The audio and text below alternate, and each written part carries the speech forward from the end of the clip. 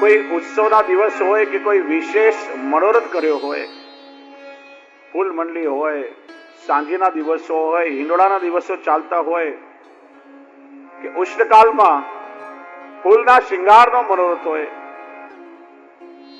ત્યારે જ્યાં વલ્લભકુલના બાળકો બિરાજતા હોય હવેલીમાં કેવું દર્શન થાય.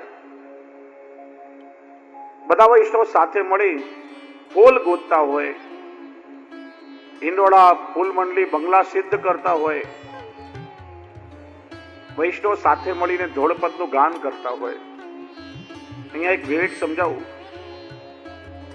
પોતાના ઘરમાં કે નંદાલયમાં જ્યારે પણ પુષ્પની કે સામગ્રીની કોઈ પણ ભગવત સેવામાં તમે હાથ પવિત્ર કરો ત્યારે ખાસ ધ્યાન રાખો કે વૈષ્ણવોએ મોઢા પર વસ્ત્ર બાંધવું જોઈએ. એકાદ થૂકનો છાંટો પણ ઉડે તો એ સામગ્રી પ્રભુને લાયક ન રહે અને અપરાધ પડે. કારણ કે પુષ્પ એ વ્રજ ભક્તોનું સ્વરૂપ છે અને એ વ્રજ ભક્તો પ્રભુ સુધી ન પહોંચે અને જો વિમુખ થાય તો એનો શ્રાપ કે નિશાસા લાગે. ઘણા પ્રસંગો આપણને ઇતિહાસમાં જોવા મળે છે. પહેલી વાત તો કે ભગવત સેવામાં બોલ કરાય જ નહીં. અને ધોળ કીર્તનો ગાતા હોય વૈષ્ણવ તો મોઢા પર વસ્ત્ર બાંધવું જરૂરી છે. આ વિવેક ખાસ ધ્યાનથી સમજો ને રાખો. અન્યથા જાણે અજાણે દોષ થતો હોય. વૈષ્ણવ બધા સાથે મળીને સેવા કરતા હોય, ધોળપદ ગાતા હોય,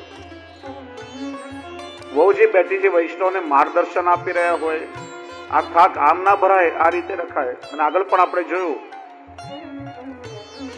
ઠાકોરજીને માળા ધરાવતી વખતે થાક બરાબર સિદ્ધ હોવું જોઈએ. માળાના જુદા જુદા ભાવ છે એની ચર્ચા આપણે કરી હતી. મનોરથ હોય ત્યારે વૈષ્ણવ ગોપીજનોના શિંગાર કરી રહ્યા હોય, વાલબાલને સજાવી રહ્યા હોય, કેવું અલૌકિક વાતાવરણ હોય. વલ્લભ પરિવાર પોતે પણ સેવા કરે અને વૈષ્ણવ પાસે પણ સેવા કરાવી રહ્યો હોય. આપ સેવા કરી શીખવે શ્રી હરિ. શ્રી ગુસાઈજીના ગ્રહનો આ અલૌકિક સુખ જયારે લક્ષ્મીજીએ જોયું ત્યારે લક્ષ્મીજીએ પણ વિચાર્યું કે મારા પ્રભુને જેવો અલૌકિક સુખ શ્રી ગુસાઈજીના ગ્રહમાં મળે છે એવું તો વૈકુંઠમાં પણ નથી મળતું. આ તો સાક્ષાત વ્રજલીલાનું સુખ છે. અને ગોપી ગીતમાં પણ છે ને, જયતિ તેદિકમ જન્મના વ્રજ શ્રેયત ઇન્દિરા સસ્વદત રહી. ભગવાન શ્રી કૃષ્ણ પ્રગટ થયા તો લક્ષ્મીજી પણ નિશ્ચિત દાસી બનીને પ્રભુની સેવા કરવા માટે વ્રજમાં સ્થિર થયા છે. કારણ કે આ વ્રજ લીલા જેવું સુખ તો વૈકુંઠમાં પણ નથી.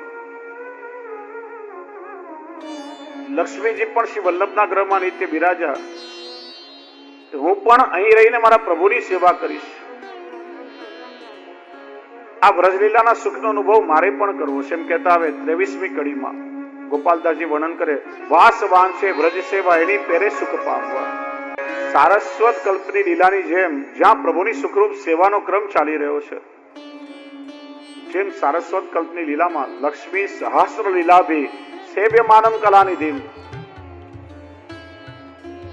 લક્ષ્મી રૂપા અનેક વ્રજભક્તો પ્રભુની સેવામાં તત્પર છે.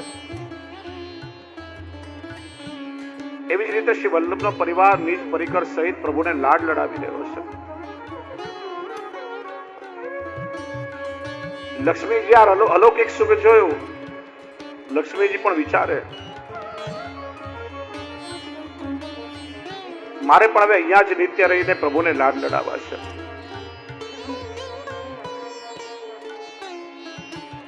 નિત્ય લીલાના પદમાં આવે છે, ઠાકોરજી સ્વયં કે છે, રહ્યો મોહે શ્રી વલ્લભ ગૃહ ભાવે.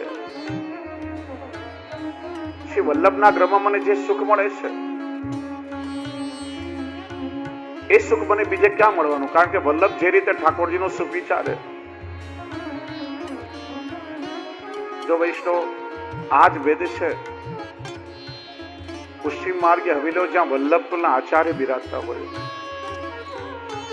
અને મર્યાદા માર્ગી મંદિરો અથવા તો જે હવેલીમાં વલ્લભકુલના બાળકો નથી બિરાજતા, જ્યાં મન કલ્પિત કોમર્શિયલ સેવા થઈ રહી છે, બહુ સ્પષ્ટ વાત કહું તમને, ત્યાં ભગવત સુખ ના વિચારાય. બાળકો પરદેશ શાદી કરે પધારે, કેવલ એક જ ધ્યેય પોતાના પ્રભુને લાડ લડાવવા છે. પ્રભુને સેવામાં જરા પણ ન્યૂનતા ના રહે.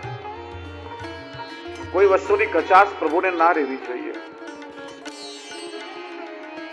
જ્યાં વલ્લભકુળના બાળકો નથી, 5-7 જણા ભેગા થઈને ટ્રસ્ટ બનાવ્યો, એક હવેલી શરૂ કરી દીધી. બાળકોની આજ્ઞાની કોઈ પરવા નથી, ગુરુની આજ્ઞાની કોઈ મહત્તા નથી, પ્રભુના સુખનો વિચાર નથી. એકમાત્ર ધ્યેય હોય બસ બેંક બેલેન્સ થવું જોઈએ. પ્રભુને કોઈ વસ્તુ આવે કે ના આવે, ત્યાં પ્રભુ ક્યારે પ્રસન્નતાથી ના બિરાજે. એ નંદાલયનો ભાવ નથી. અહીં તો ગમે તે ખર્ચો થાય, પ્રભુને કોઈ વસ્તુની કમી ના આવી જોઈએ. વાસ્તવમાં નંદાલયનો ભાવ એ છે કે જ્યાં પ્રભુ પ્રસન્નતાથી બિરાજે, શ્રી વલ્લભનો પરિવાર સુખથી બિરાજે, અને આવનાર પ્રત્યેક વૈષ્ણવ વ્રજ લીલાનું સુખ લઈને જાય. હરિગુરુ વૈષ્ણવ ત્રણે પ્રસન્નતાથી બિરાજે, એ નંદાલયનું સ્વરૂપ છે. અને એ અનુભવ લક્ષ્મીજીએ કર્યો છે. લક્ષ્મીજી વિચારે કે હું પણ અહીંયા રહીને મારા પ્રભુની પહેલ કેમ ના કરું. જ્યાં પ્રતિક્ષણ પ્રભુનું સુખ વિચારાતું હોય, હું પણ એ લાભથી શા માટે વંચિત રહું, એવી કામના લક્ષ્મીજી કરી રહ્યા છે. 24મી કડીમાં ગોપાલદાસજી કહે છે, લીલાને અનુસાર કલરવ પૂજતા દ્વિજ શોભતા. 10 વર્ષની વયના હતા ત્યારે શ્રીજી બાવાની કૃપા થઈ, સખ્ય મળ્યો એમને. 115 વર્ષ કુમનદાસજી ભૂતલ પર રહ્યા. 110 વર્ષ સુધી સતત શ્રીજી બાવાની લીલાનો એમને અનુભવ થયો છે. એવા ભગવતી અહીંયા ઉત્થાપનનો સમય થયો, શંખનાદ થયા. શ્રીજી બાવા તો ખોળામાં ખેલી રહ્યા છે ને પોતાની પાગ બાંધવા લાગ્યા. શ્રીનાથજી પૂછે, અરે કુંભના, ક્યાં જવાની તૈયારી થઈ? કેમ મારી સાથે ખેલવું નથી? પ્રભુ, નંદાલયમાં મારી કીર્તનની સેવાનો સમય થયો છે, પણ હું તો તારી સાથે અહીંયા ખેલી રહ્યો છું. કૃપાનાથ, આપ તો બડા ચંચલ છો.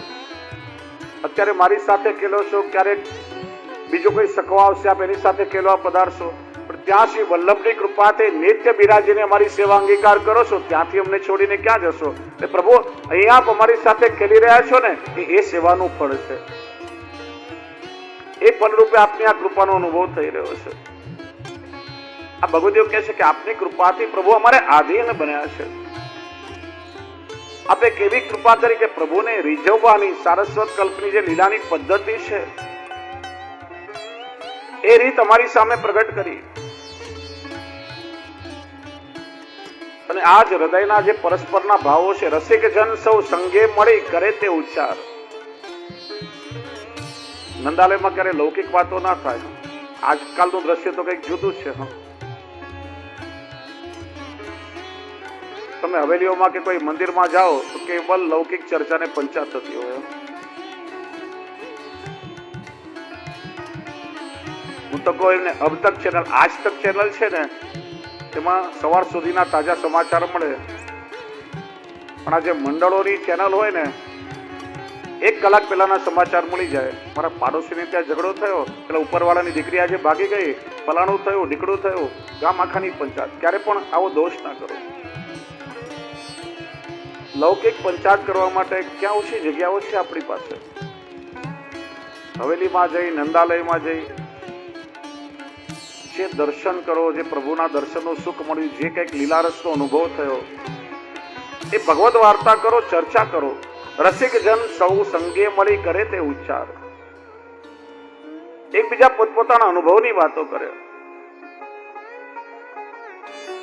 સર્વ રસિકજનો કીર્તનને દોડપદના માધ્યમથી પોતાના હૃદયના ભાવ ત્યાં પ્રગટ કરે છે. એમ કહેતા હવે છેલ્લી કડીમાં ગોપાલદાસજી શ્રી ગુસાઈજીનું વર્ણન કરીએ છીએ. એડી પેરે લીલા કરે શ્રી વલ્લભ રાજકુમાર.